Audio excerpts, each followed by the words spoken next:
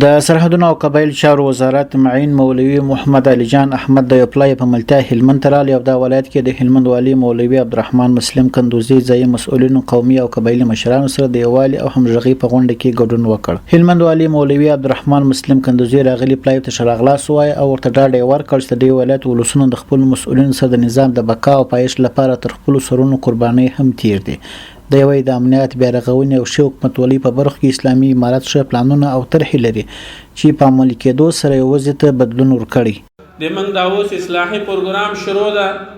د هلمند عمده مشکلات چې موږ لرو هغه موږ راټولو او د پیشنهاد په صورت کې رئیس الوزرا صاحب ته وروړو او دغه ورته وایو چې په آینده کال کې د بودیجه کې د هلمند دغه عمده مسائل خامخا درج سي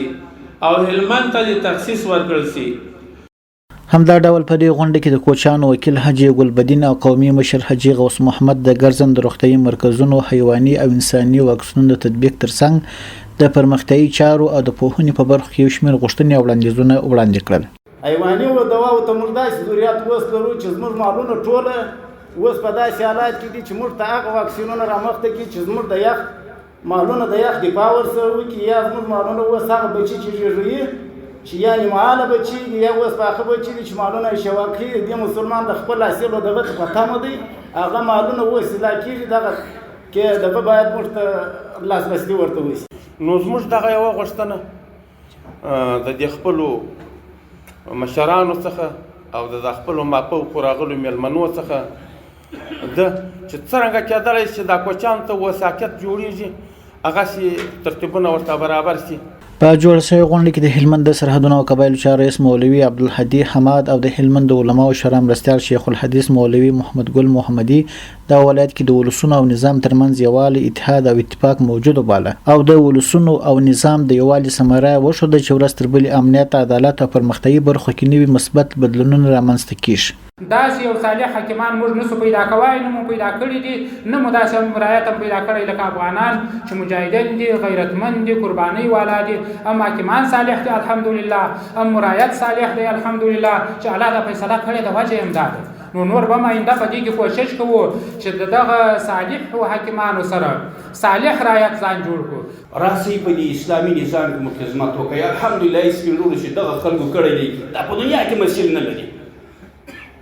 زه په دې باور یم چې نن زموږ په وطن کې یو دغه کسان دي چې مجاهدین و چې په خزه کې ویا د سپین ږیرو جهاد کړی د زنانو کړی د کوچنیانو کړی.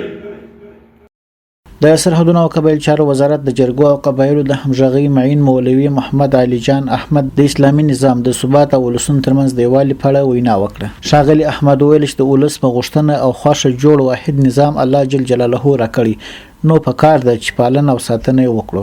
نن الله رب العالمین په ټول افغانستان باندې یو واحد نظام د ولس په خواخه د ولس په غوښتنه د ولس په قربانۍ باندې جوړ شوی نظام الله راکړی ده. نن د ولس څنګه رایه وي څنګه فرمایش وي هماغه رقم به مسؤلین منډي وي. د سرحدونو او قبایل چارو وزارت د جرګو او قبایل د همغږۍ معین مولوي محمد علي جان احمد ویل د اسلامي امارت مشران د ولس په رایه او غوښتنه خدمت کوي. د یوې د دې ولایت د کوچانو قومي او قبایلي مشرانو غوښتنې به تر ریاست الوزرا تر مقام پورې رسوي ترڅو په صحي او پرمختیايي برخو کې کارونه ترسره شي.